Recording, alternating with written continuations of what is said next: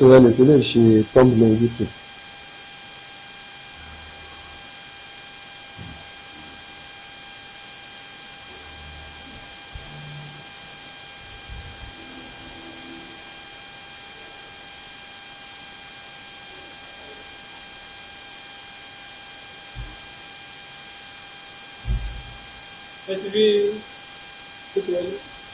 Really? Okay. Oh God. So the house said, although just two of them, he says this one they picked. This one, so what I will pick that one. No, it's not yours. Okay.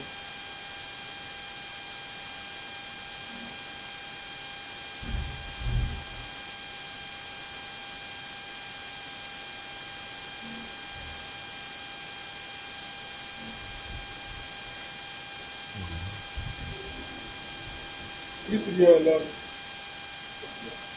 Ọ̀gá mi, ẹ lọ lè thumbnail yìí síbẹ̀ yìí sí. I send the thing. Ṣé mo pẹ́ tí ó ti ń lọ? Okay, no, no.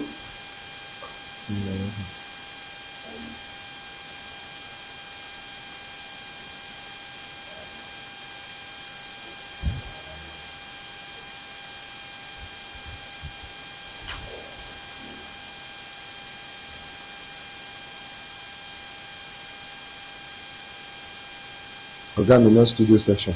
Sí studio section yẹn. Next Gen Delivered podcast. Wọ́n ni wọ́n. Wọ́n náà ti mú bátìrì kan wá.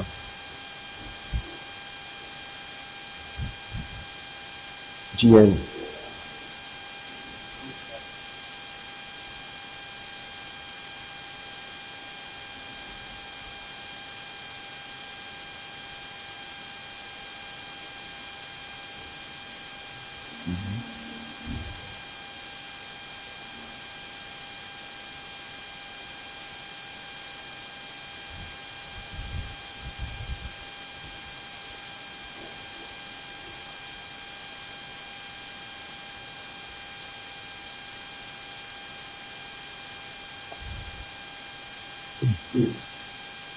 Ẹ pa welcome service yẹn rẹ.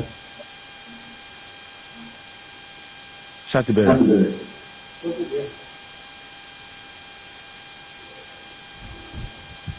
Àníkẹ́ lọ lo picture mi instead of chair tó ń show mi. Unless ẹ bá máa restart the phone.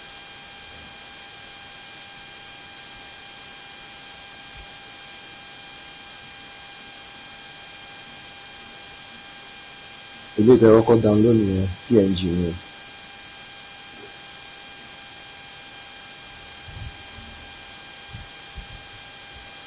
Àti bẹ̀rẹ̀ ni.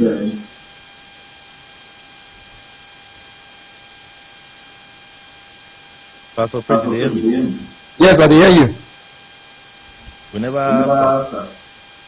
Should go still dey do streaming setup.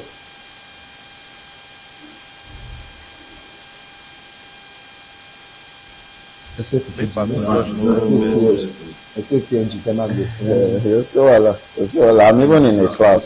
Una suppose buy am full drink now like this, like a Coke or I even the class. So as soon as they pay, I just dey happy sir.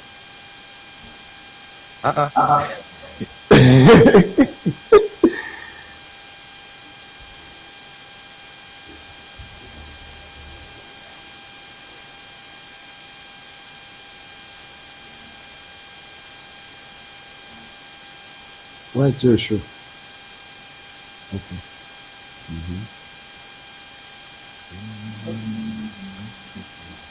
I need to use the first thing instead of this chair before we start.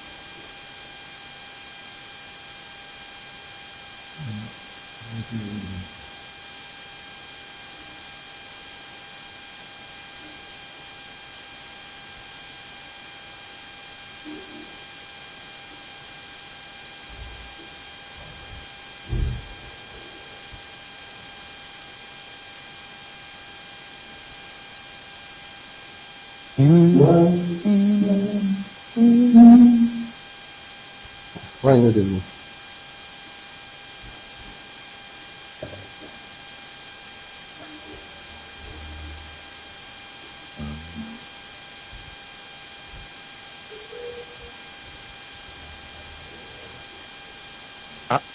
Next Gen Z.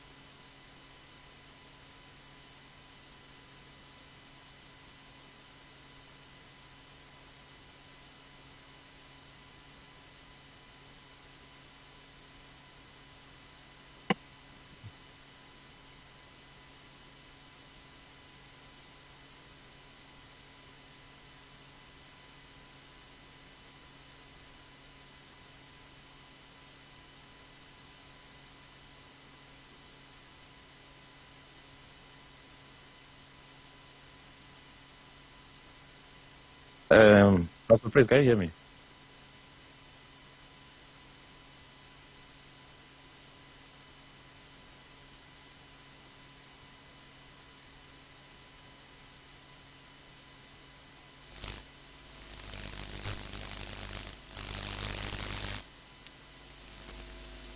Okay, I cannot hear anybody now.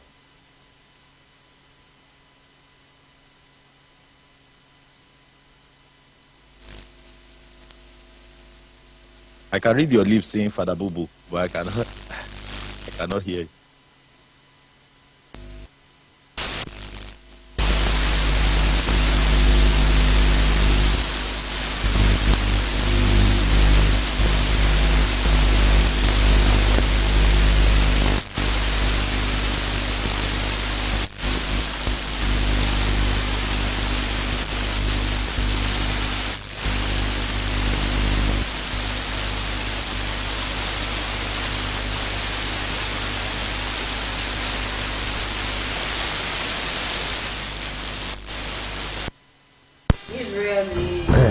Okay, it's on now. I can hear now. You can hear me, right? Now, yes. Dr. Josh? Can you hear doctor? Yes, can you hear me? I can hear too. All right. All right, thank you. You are ready now?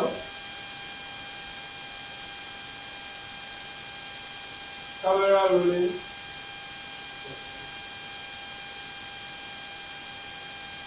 Let's go. Hello, everyone. You're welcome to the Next Gender Believers podcast. We are live at the 7th edition of the ABUJA Metropolitan Area's Youth Convocation, the 7th edition of its kind.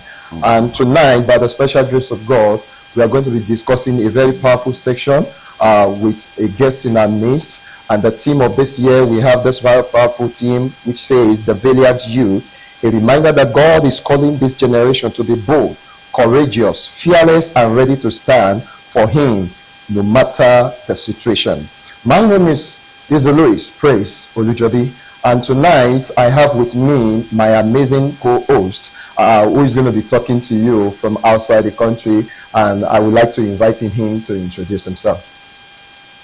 Hello, everyone. It's glad to be here in the Convocation studio. My name is Busayo Olokere, and it's good to connect with every one of us and enjoy fruitful conversation and discussions as it flows.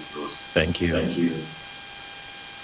Also tonight, joining us in the studio, like I said earlier, that we have a guest, is a brother, a valiant youth indeed, Dr.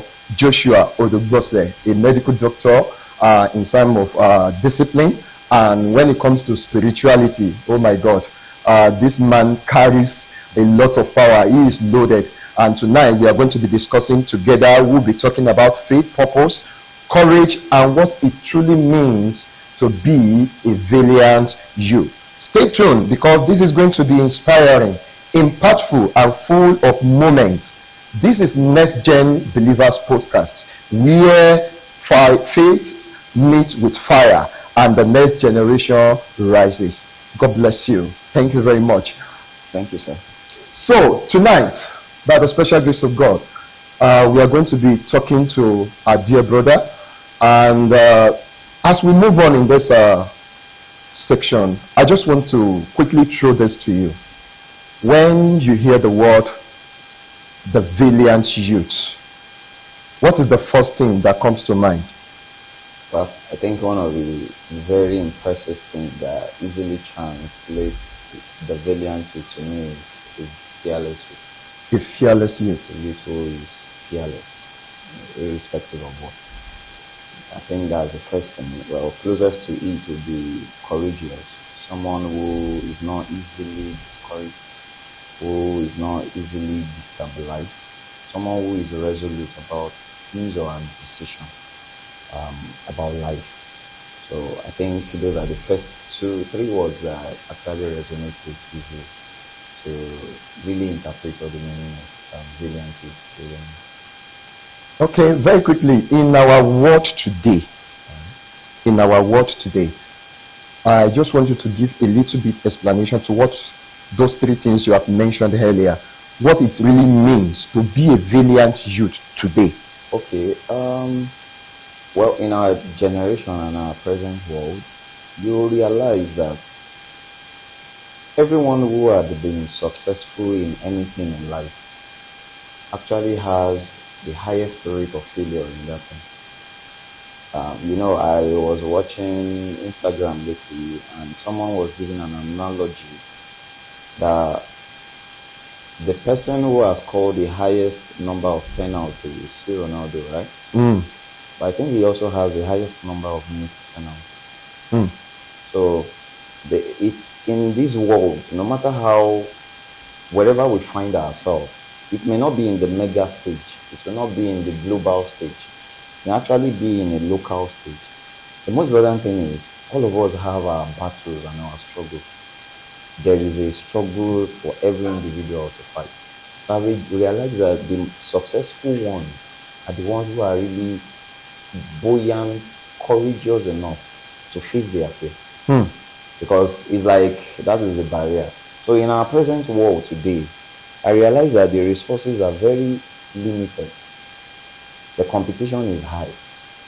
Everybody is trying to, when you interpret success to mean you are getting to fulfill your purpose.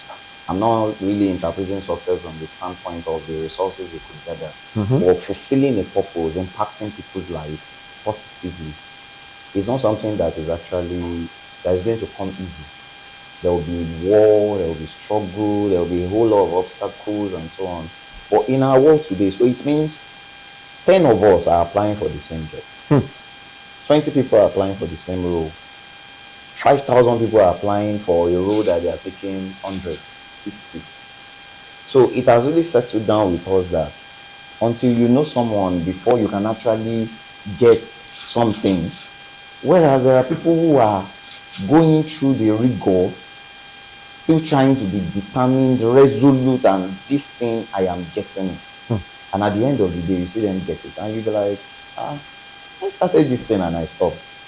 And someone who is determined is giving you results. You know, in our world today, we really need, yes, it may look like it's competitive, but the explanation to it is this: you are a Christian. The other person is not a Christian. He has his or her own God, who he prays to or he worships. Your God gives you instruction. His God or wherever, whether he gives him instruction or not, both of you are attaining the same, you want to attain the same position at the same level. And God is telling you, no, don't go that direction. That's where other people are running to. No, you don't go there. Follow this direction. And you're like, no, I cannot. And at the end of the day, another person gets to the position and you are now interviewing the person like, how did you do it? And he said, God said, and I did. And you're like, wow.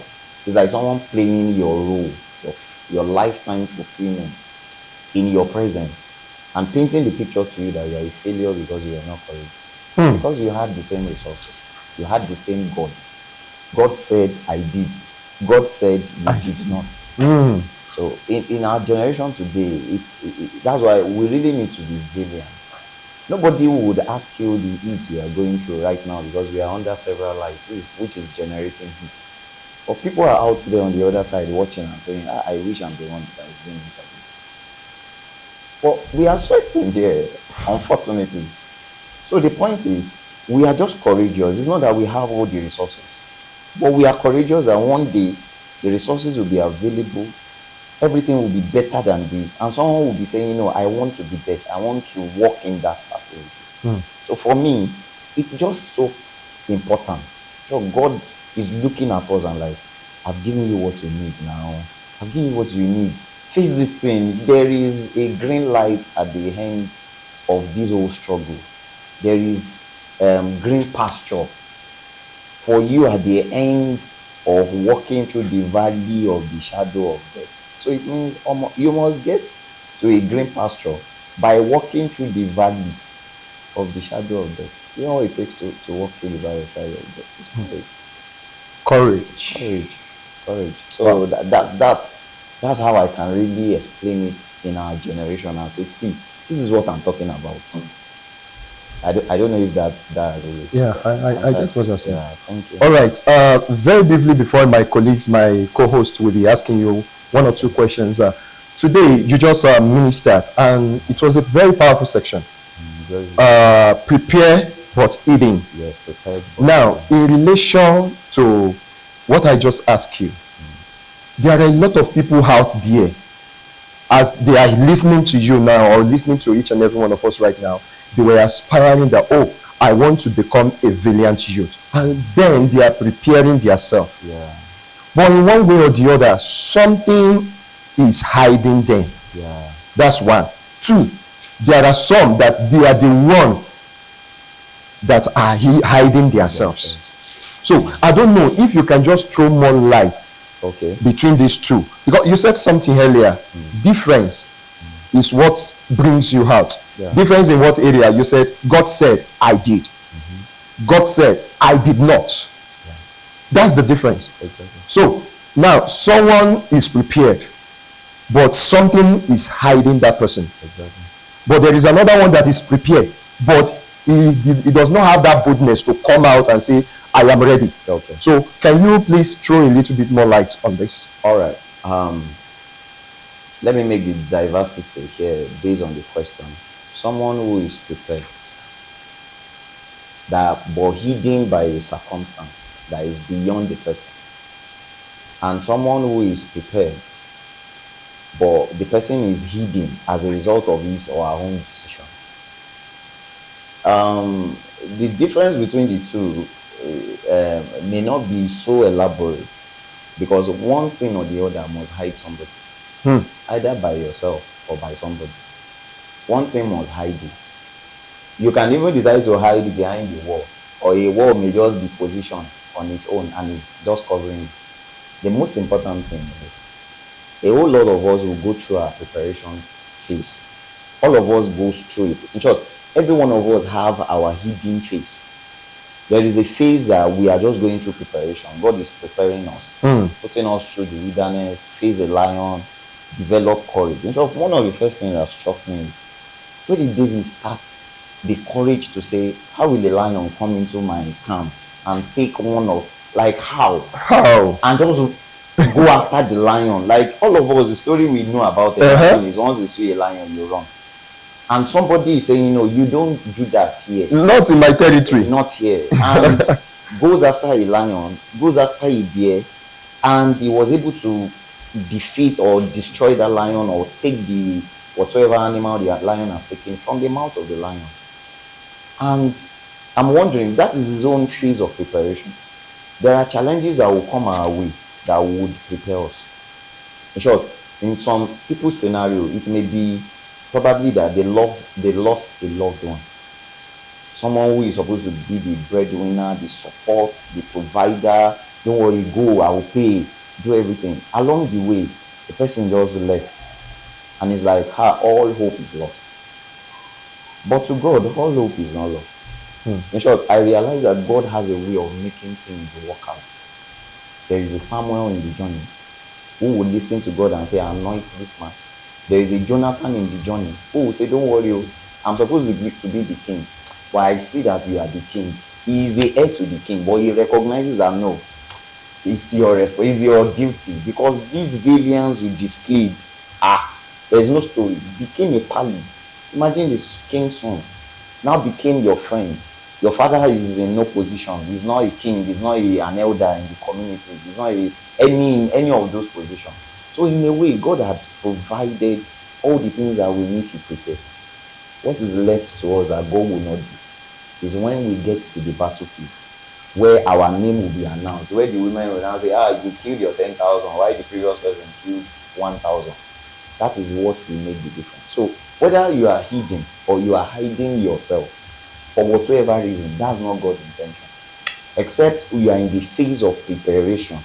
Before you become visible, you must have been dealt with. Before I could become a doctor, I cannot just wake up and say, God said I should be a medical doctor. I must have gone through the school, gone through the rigor, maybe failed in some exams and feel like, God, why have you forsaken me? And still come back, stay, write the exam, until you will be called a doctor and saying, now you are certified doctor, medical practitioner. That was a preparation phase. Preparing you for the challenges that will also still come. You will meet patients and you'll be like, I can't see blood. Can you imagine a doctor out there? No, I cannot see blood, or I cannot see. I'm afraid of blood. I'm afraid. You've been prepared, sir. Seeing blood to you is like, now is the time to act. You get the point. So whether you are hiding yourself, whether you are the one saying, no, I have phobia, or the system is just hiding you and say, stay here, don't do this, one way or the other, all of us seek a recognition.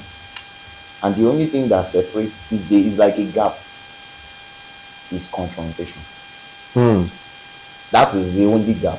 Confrontation. Confront it. So the day you see someone say, I don't like seeing blood, the day you see blood, your focus is no longer the blood. Your focus is the life of the person. Want to save. This person must be alive. So blood will not matter to you at that time. What is in your purview is the life of the person. And the same thing with a valiant person. Victory is also always in view. David did not approach Goliath with defeat in view. Because you can't go there with that kind of confidence. The confidence has to be victory in view. Whatever skill you have, I'm going to use the one I have. But victory in view. So that makes the difference. So once you are hiding yourself, it means you've lost the focus. That victory is ascertained. With God on my side, victory, it may be tough God will just raise a helper somewhere and say, oh, what's the problem? Is it your fee? We will pay it. And you'll be like, God, thank you. When I was thinking all hope was lost, and you move. And that's how it is. Whether it's somebody that is blocking you, that's the essence of prayer. God, remove these obstacles. Because what is in your heart is a victorious mindset that I must, if you don't move, I will climb you. Those are the mind. That is how a valiant move. That's how a warrior approaches such kind of situation. All right. Thank you very much. Also, thank you so much, Doctor, for that contribution and I think very, very important topics and questions that you answered. I was going to first of all make reference to your message. I mean, the message that the Lord, I believe, told us to do your message.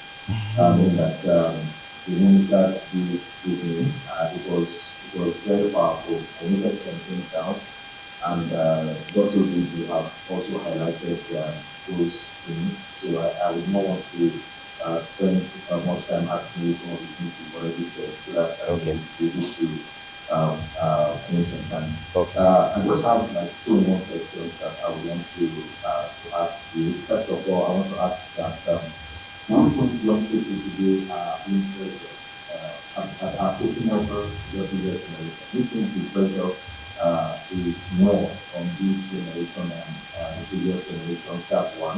Okay. And number 2, the second question I have, I think that would be like 2 questions that I have to ask you, and I think that would be all for my end. Okay. Is that how do you think mentorship can create or can maybe reduce the pressure that young people face in this world, I mean, from previous generations? You know, one of the things about Guru was your case study in the administration was, I mean, he was given the responsibility to move the ship in the ship. Yeah. And that was very good his own experience. I mean, it's not the same for everyone. Yeah. But you think, and I know that he didn't learn how to take care of the ship in the food from himself. It's not like an model or maybe knowledge that he just Exactly. was, you know, but maybe he followed his dad or his brother 1 or 2 times to the food, and then that knowledge came and all. So I want to ask, the first is, do you think young people today face more pressure than previous generations? And the second one is, do you think mentoring has a crucial role to play in raising the village? All right. Thank you for that question. I pray God gives you wisdom to really bring it to bear. Let me start from the first. That do I think young people are more pressured? The reality is that the pressure is getting worse. There's a way we say it, Gen Z's. The pressure is getting more. Why? Even when you economically evaluate the trend, you realize that truly the pressure is, in short, those who are older than us, sometimes I'm sure they may just look at us and like, they never imagined this thing can get to this point. Like, they are just like, but because they are close to the, well, that whatever comes, they just have to face it. But the question is, where do we start from? Is it the pressure of increased number of people competing for a particular thing?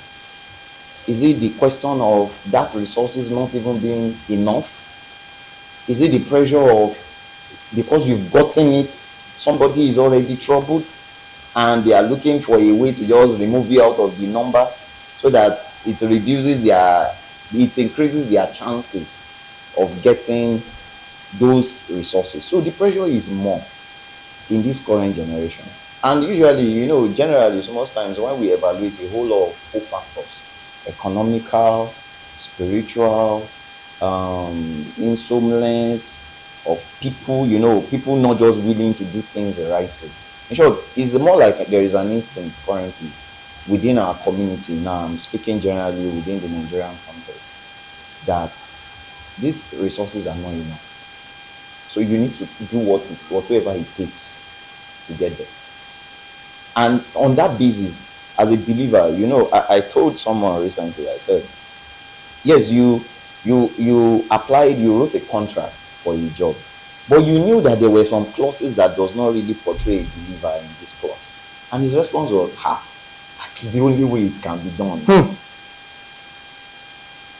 So do you know the number of people that will assess that thing and say, if this opportunity leaves, they believe they cannot get it anymore? It's only few people that will say, it's more. So it has also reduced the number of people who are sincere. I am looking for a sincere man that can do this job. A sincere person, they will not call you because they know you are not. Because they know those who are sincere. They know those who they told and they said, I'm sorry, I cannot do it. When they need sincere, that they are telling them that at least I want a sincere person, they will provide that man, irrespective of where it is. That is, as a result, the pressure of getting more. And I'm saying pressure of getting more because I'm saying it from the numbering, the statistics. The number of young people in the Apostolic Church now that are applying for jobs is much more than the number of people applying for jobs 20 years ago. The number of people who have retired now are much more than the previous years because there was more job, less number of population of people who were trying to achieve something or work or carry out whatever they could do. Now, to go to the second question, which is mentorship, I have realized that there is a bridge we can get to sometimes. A mentor will always remind you of the value, the core value.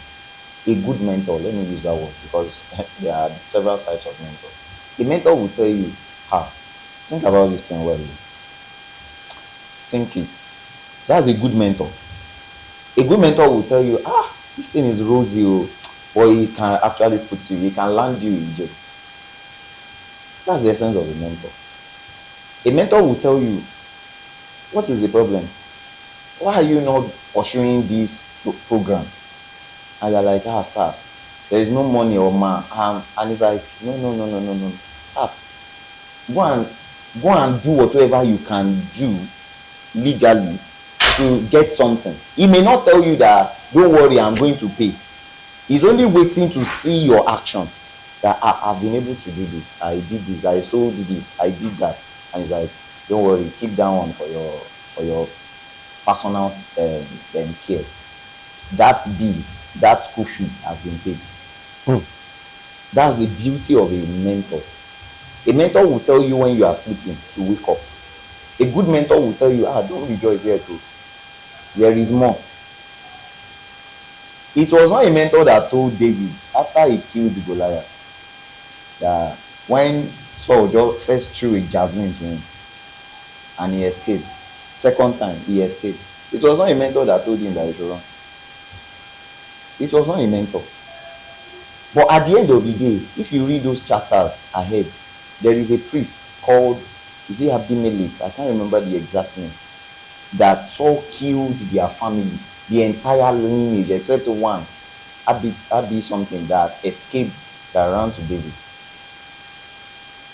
When Saul challenged the prophet, he told him, he said, no, it's not that I'm conniving with David against your throne. David had been coming to sought the Lord even before now. So that now opened my eyes that, it's not even, so David has actually had a prophet who had been telling him, this is God's dimension for your life. Be courageous. Be there. Stay in that bush. Don't worry. It's no matter what. They will come and pick you. They will wait for you till you come to town. So the role of a mentor is important. A good mentor. Because I have realized that most of we, the young people, what we look up to in our mentor is not what we should actually be looking up to. All of us wants to make a rich person our mentor. Because what we are looking up to is different. We are like, by the time we mention our problem, 1, 2, 3, the man will just feel, no, you are suffering. You just wire you 100 million. That's not mentorship. That's not mentorship. A mentor may not even really have anything to give you materially, or he's going to guide you till you fulfill purpose. That's a mentor who really mentors, who knows you beyond you. So my prayer is just that combining both together, in the midst of the pressure, we should also have a mentor who will keep reminding us. Don't forget the promise of God over your life. Don't worry, you are in the your brothers, they are in military school, they are doing well, they are having 1 star. Your father says be rearing the sheep. You are learning other things inside it. Don't worry, it's from that place they will come, they will wait. And Samuel waited for David. That was what the Bible said. He said, we will not sit until he comes. Wow. I love that. Thank you, Dr. Josh, for that elaborate explanation. Very briefly, because there is another program going on right now, which we want each and every viewers to join. Coming to the end of this section, I just want you to give some little advice. I would have said you should elaborate it, but because of the time. So briefly, what advice can you give to some youth that are struggling to find purpose in life? Okay, now let me quickly say this. The young people in the church are in different categories. Some are still in the phase of preparation. Hope you know.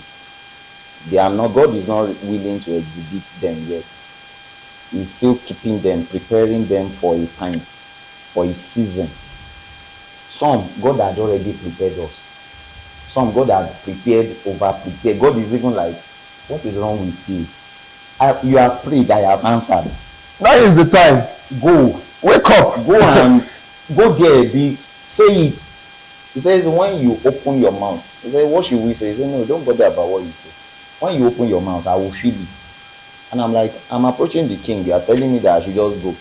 When I get there, when I open my mouth, your will be expressed. And he didn't argue. And they went. And truly, they just got there and things begin to happen and they were responding. You know, sometimes it really pushes me backward a little and say, wait, are we really waiting when God is already there? God is already there. God is already there. He's there. He's waiting. My son will soon be here. He's the one waiting for us. He's seated, like, he's prepared. He had gone through every fire. So you go through fire, it will not scorch you. You tread upon serpent. We are tread upon serpent. Serpent did not bite us.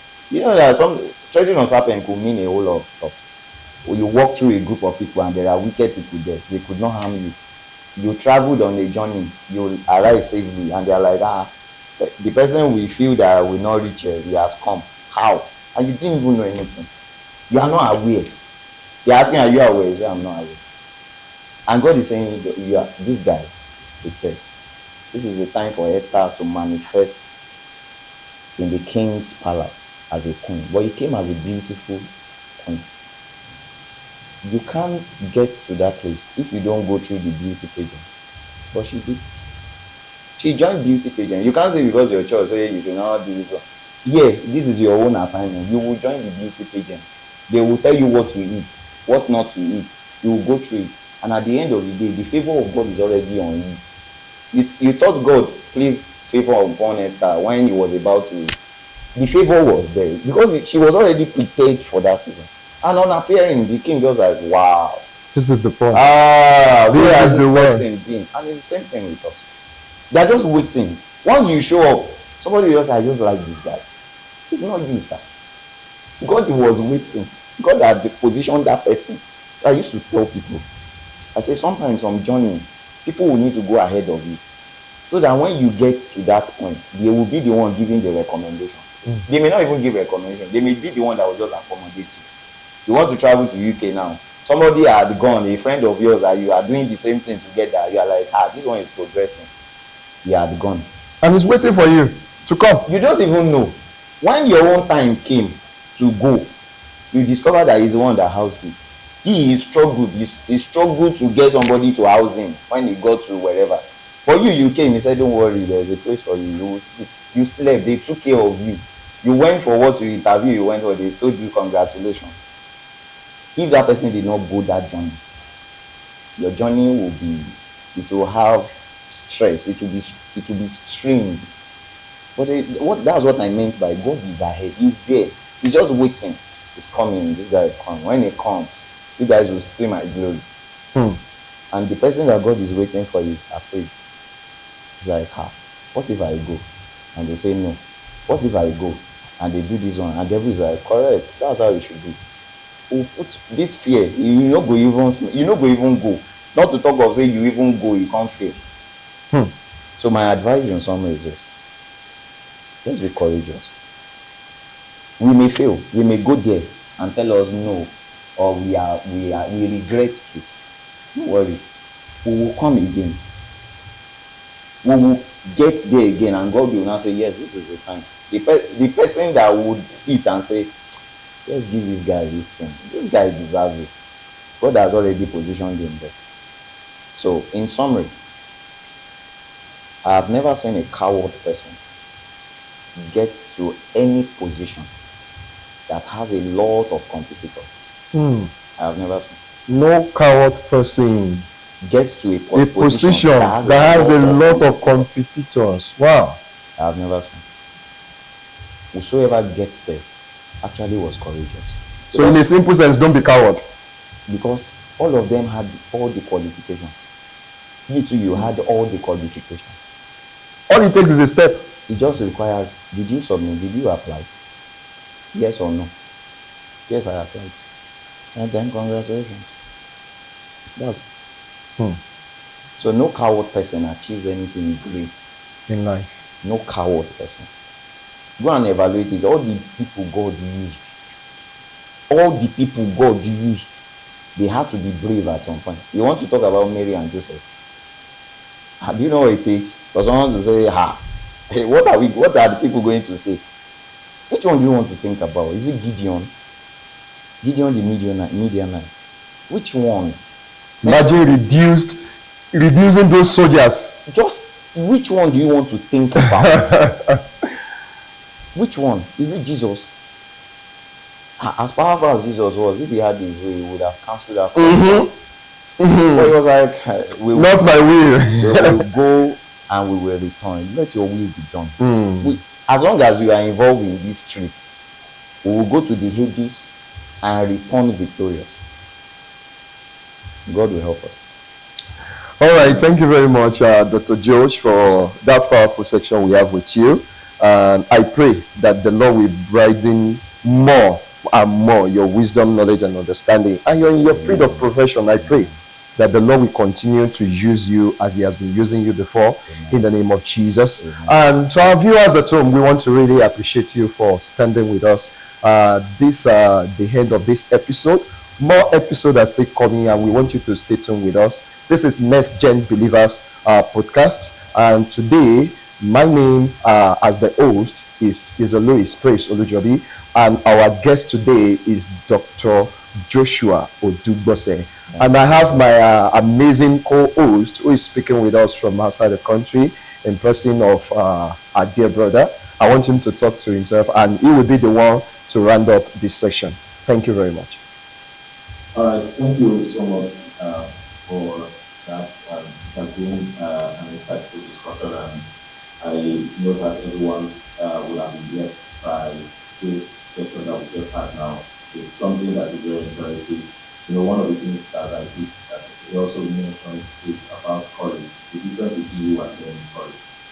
And I mean, I've been one person that also enjoys that benefit of being courageous. Try to apply, even if you seem to be maybe less qualified, but you just have that nudge to do it. And no matter the feedback that comes on with it, I mean, it's still the growth process. There are times of failure, and there are times where the tutorial is not to break you, but also set it to the right path. Thank you so much, Doctor, for that insightful discussion. My name is Josiah Rowe, and it is a privilege to join us again in the Metro Convocation. I know that we have power-packed episodes and power-packed sessions that will be coming on in the Convocation. So we'll come back to you tomorrow. Tonight we are going to have the drama demonstration that will be starting very shortly with the team down there, and I would want everyone to be happy to watch.